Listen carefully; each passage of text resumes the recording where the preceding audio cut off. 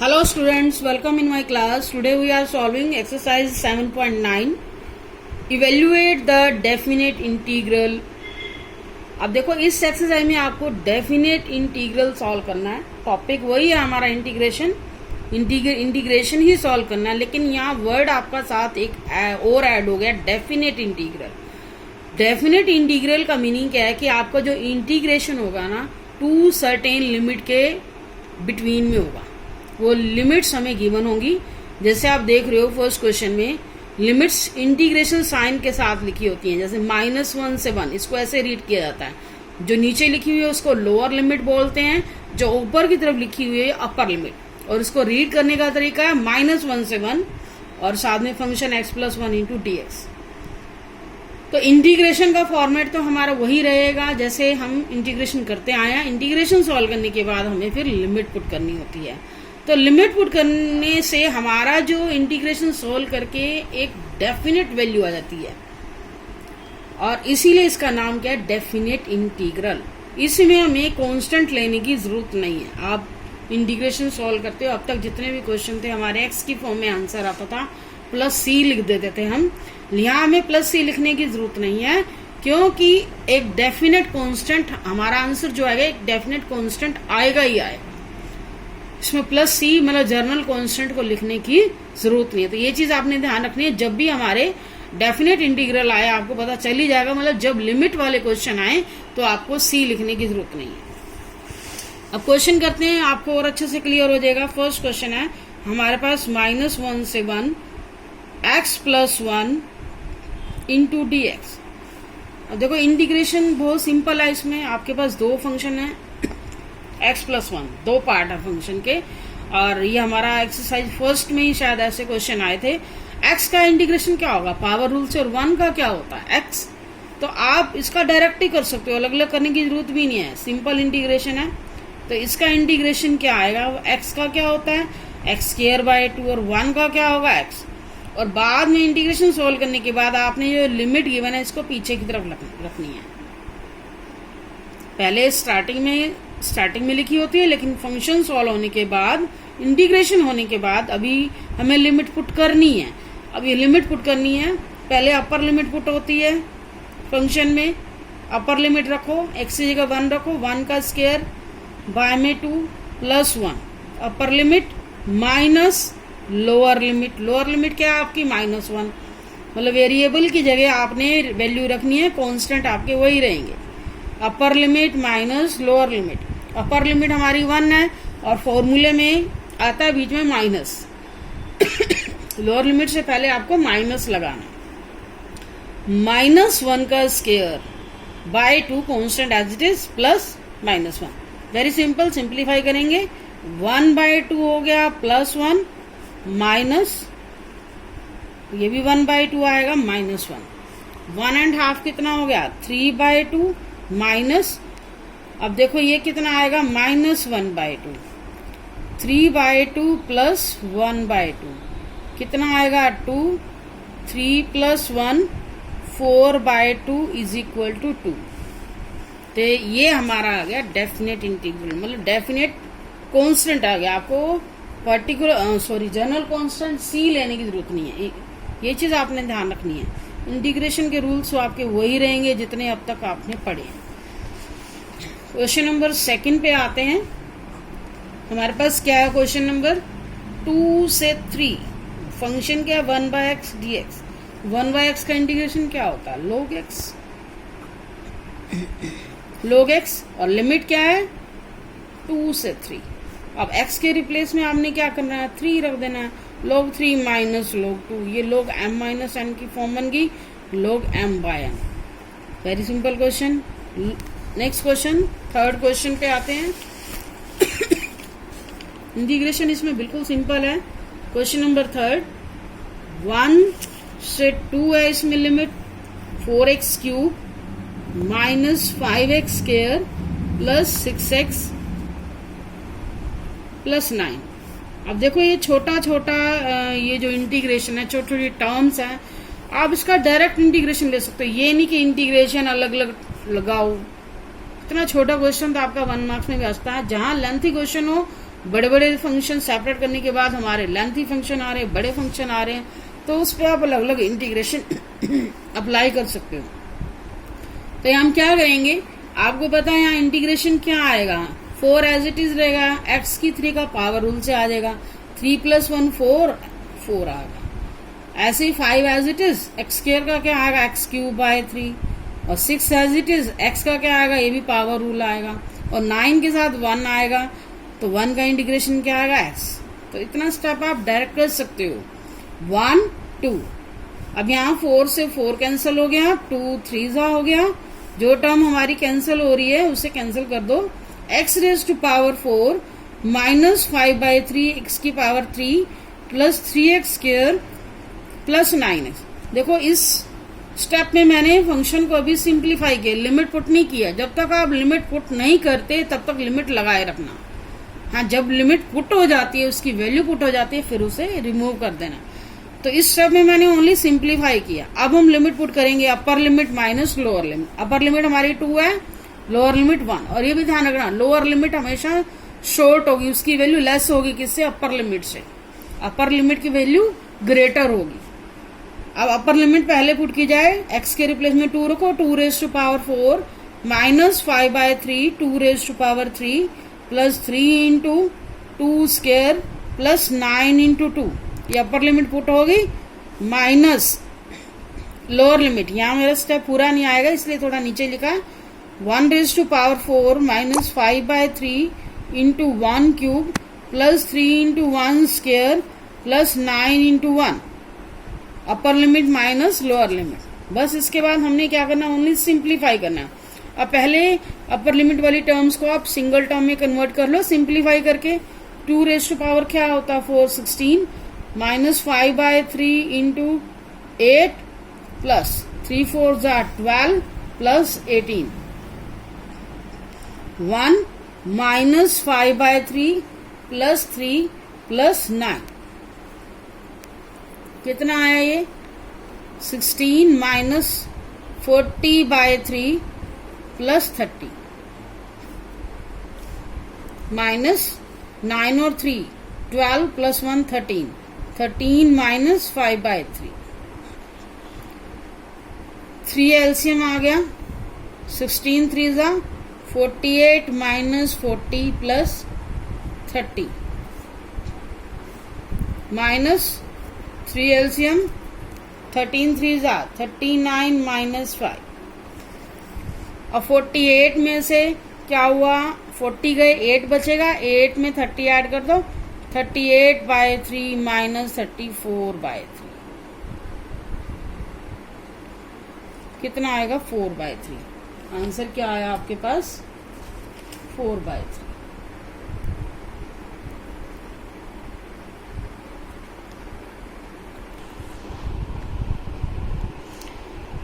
यहाँ पर हमारी मिस्टेक हुई है, यहाँ पर एलसीएम लेने में प्रॉब्लम हुई है। देखो 16 3 से तो 48 कर दिया, ये 40 आएगा, 30 3 90 होना चाहिए ना, यहाँ 90।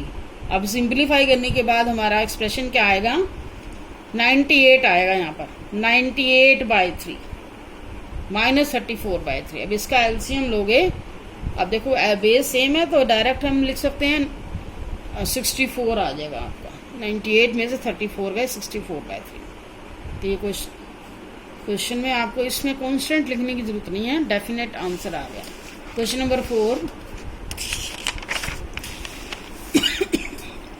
फोर्थ क्वेश्चन में हमारे पास क्या है, 0 to π/4 sin 2x। 0 से π/4 है लिमिट, और फंक्शन क्या है, sin 2x।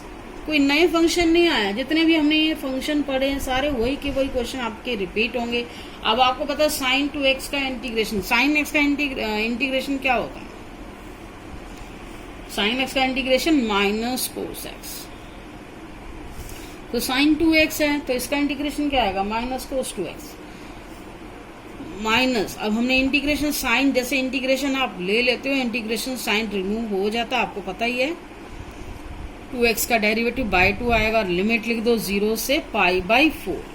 अब आपको क्या करना है, -1/2 आउट कर दो, कांस्टेंट है, क्योंकि हमें जो लिमिट पुट करनी है ओनली वेरिएबल के रिप्लेस में पुट करनी होती है।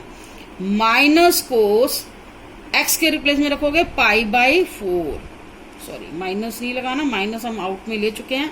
अपर limit minus lower limit, x की जगह 0 रखोगे, कोस 0 हो जाएगा 2 × 0, तो ये आपका क्या आ गया π/2, π/2 माइनस 1/2। कोस 90 की वैल्यू होती है 0 और कोस 0 की वैल्यू होती है 1।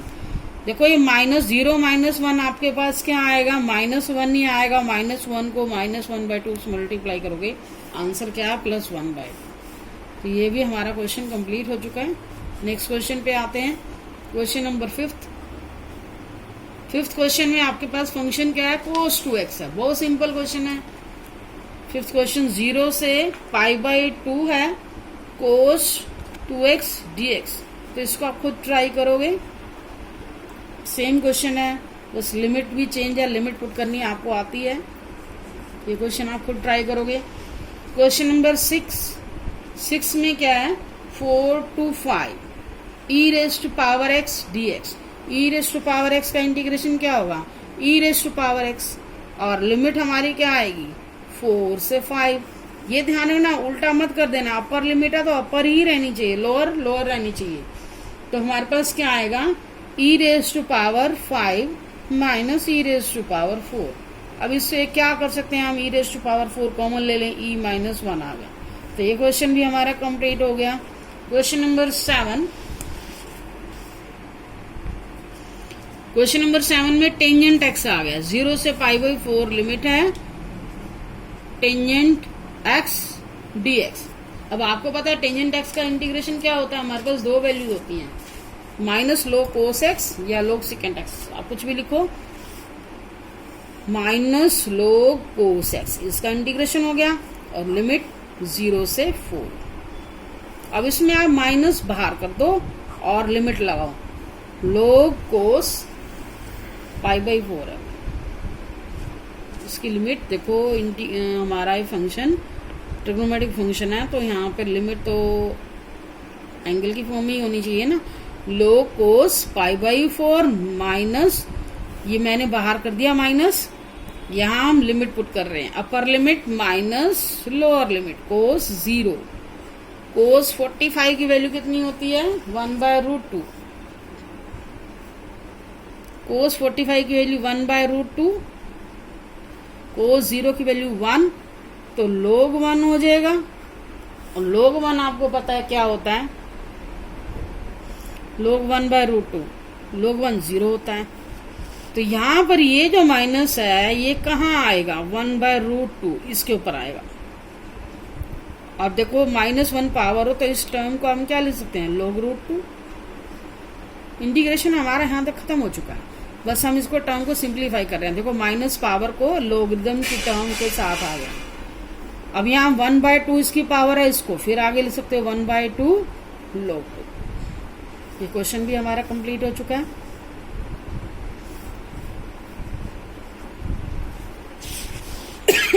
Question number 8। क्वेश्चन नंबर 8 में π/6 to π/4। π/6 का मीनिंग क्या होता है, 30, और π/4 का मीनिंग 45। तो यहाँ पर भी आप देखो, lower limit upper limit, lower limit हमेशा लेस होती है। कोसिकेंट एक्स, कोसिकेंट एक्स का इंटीग्रेशन क्या होता है, कोसिकेंट एक्स का integration log cosecant x minus cot x. तो इंटीग्रेशन ऑफ कोसिकेंट एक्स क्या होता है, log, ये आपको स्टार्टिंग में इंटीग्रेशन के जो फॉर्मूले थे उसमें बताए गए, log, इसकी डेरिवेशन भी बुक में गिवन है, log cosecant x minus cot x. तो यहाँ फंक्शन भी हमारा सिंपल है, इंटीग्रेशन लेने के बाद आपको फिर से लिमिट पुट करनी है, log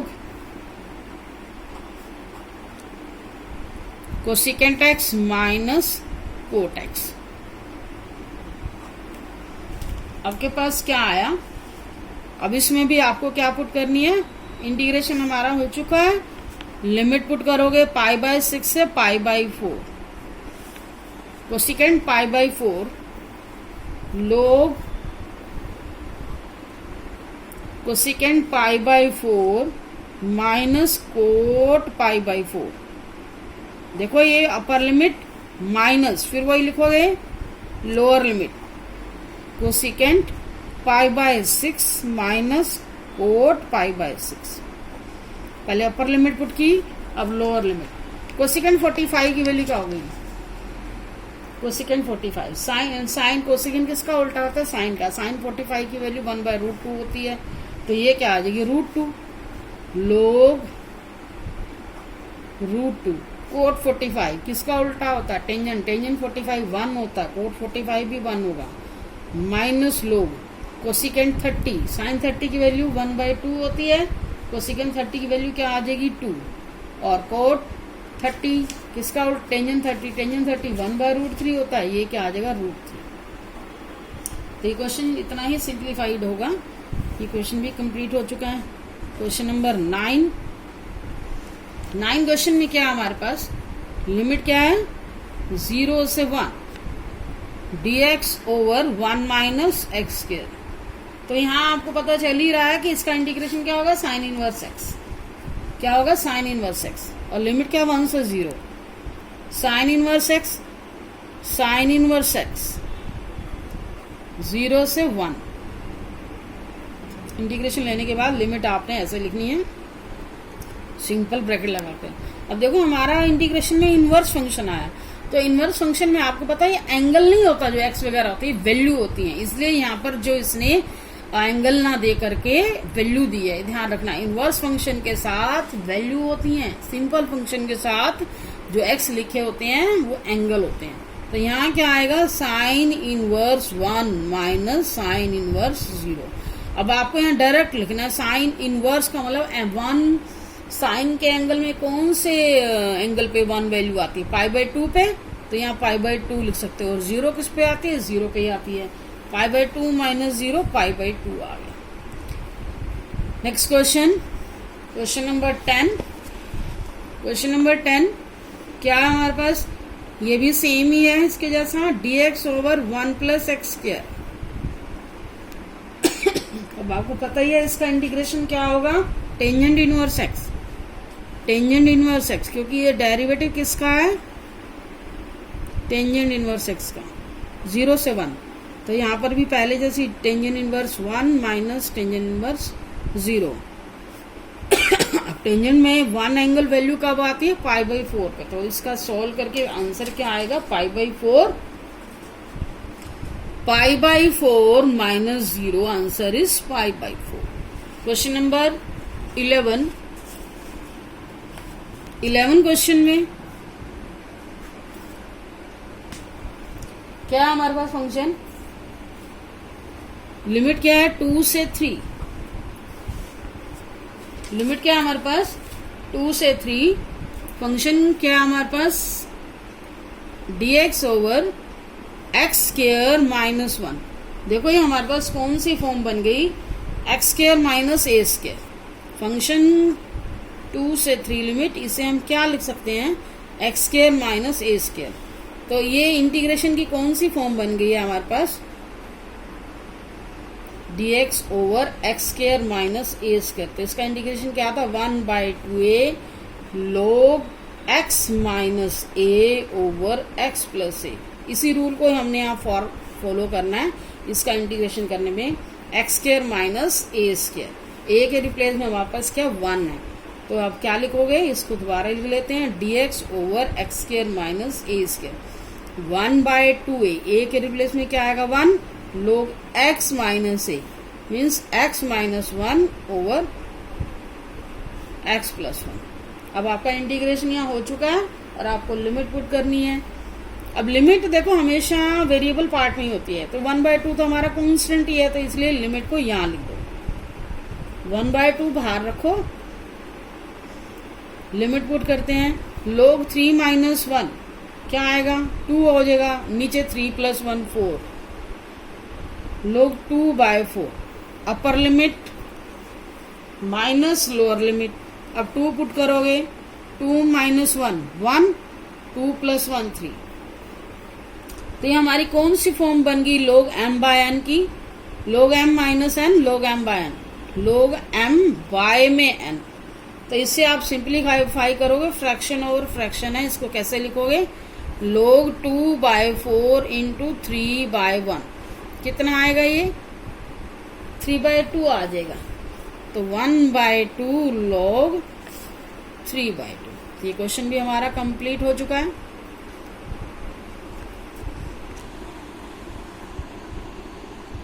question number 12। Question number 12 में 0 से π/2 cos स्क्वायर x। अब इंटीग्रेशन में कोई नया रूल तो आया नहीं अब तक, जितने भी फंक्शन आपने देखे हैं cos स्क्वायर x पावर वाला आ गया। पावर वाले में आपको पता है इसका रूल हम पहले लिखते हैं, साइन स्क्वायर x आ जाए cos स्क्वायर x आ जाए तो क्या करोगे, पहले इसको ब्रेक करो। cos स्क्वायर x को क्या लिख सकते हो 1 + cos 2x/2 dx। अब हम क्या करेंगे 1/2 आउट कर देंगे और आपको इंटीग्रेशन लेना है किसका 1 + cos 2x का। ये दो पार्ट हो गए। 1 का इंटीग्रेशन तो x होगा और cos 2x का क्या आएगा sin 2x। 1/2 बाहर ही रखो, 1 का इंटीग्रेशन x, cos 2x का क्या आएगा sin 2x/2 और इंटीग्रेशन हमारा कंप्लीट हो चुका है। उसके बाद हम लिमिट पुट करेंगे। अब क्या करेंगे 1/2 अपर लिमिट π/2 प्लस यहाँ क्या पुट करोगे sin 2 × π/2 बाय में 2 है यहाँ पर, अपर limit minus lower limit. Lower limit देखो यहाँ 0 है और साइन 0 भी 0 ही होगा, 0/2 1/2 π/2। ये आपका साइन पाई बन जाएगा और नेक्स्ट वैल्यू भी हमारी क्या आ रही है 0 ही आ रही है। तो हमारे पास आंसर साइन पाई की वैल्यू भी क्या होती है 0, 1/2 × π/2। आंसर क्या आएगा हमारे पास π/4, क्योंकि ये हमारे पास 0 हो चुका है। तो ये क्वेश्चन भी हमारा कंप्लीट हो गया। क्वेश्चन नंबर 13 पे आते हैं। 2 से 3 dx over x² + 1। x भी ऐसा आता है x over dx। अब देखो यहाँ पर हमारे पास डेरिवेटिव भी पड़ा हुआ है, तो आपको लगता है इस तरह के केस में हम क्या करते हैं सब्स्टिट्यूशन करते हैं। x² + 1 का डेरिवेटिव एक पावर रिड्यूस होके आएगी, x पड़ा हुआ है तो इसका डेरिवेटिव लो 2x dx = dt। x dx की वैल्यू आ गई dt/2। ठीक है, अब ये चीज तो आपने कर ली, 1/2 dt लिख दोगे और साथ में ये आपके पास क्या आ गया, इसकी जगह t आ गया। यहाँ आपको एक चीज और ध्यान रखनी है, जब आपका वेरिएबल चेंज होगा तो आपकी लिमिट भी चेंज होगी, ये ध्यान रखोगे जब आप सब्स्टिट्यूशन के मेथड से करते हो, क्योंकि इस क्वेश्चन को हम सब्स्टिट्यूशन के मेथड से कर सकते हैं। तो आपने क्या करना, लिमिट x के रूप में फॉर्म में क्या आएगी, आपने x की जगह क्या रखा, यही फंक्शन लोगे when x = 3 तो x ये 3 रखो, 3 का स्क्वायर, आपके पास t कितना आएगा 10। ऐसे ही यहाँ x की जगह रखोगे 2, 2 का स्क्वायर 4 + 1 5, तो t कितना आ गया 5। तो यहाँ आपको वैल्यू रखनी होगी, जब 3 है तो t कितना है 10 और जब 2 है x तो t कितना है 5, क्योंकि हमारा फंक्शन अब t की फॉर्म में कन्वर्ट हो चुका है। बस ये चीज यहाँ पर आपकी थोड़ी सी डिफर आई है। तो इंटीग्रेशन तो आपको पता है dt/t का क्या आएगा 1 log t आ जाएगा, log t इंटीग्रेशन हो चुका है 5 to 10। बाकी सेम स्टेप है 1/2 अपर लिमिट t की जगह रखोगे 10 minus lower limit log m-n की फॉर्म बन गई, log m-n कितना हो गया ये log 2, 1/2 log 2। तो ये क्वेश्चन भी हमारा कंप्लीट हो चुका है। Thank you for watching video.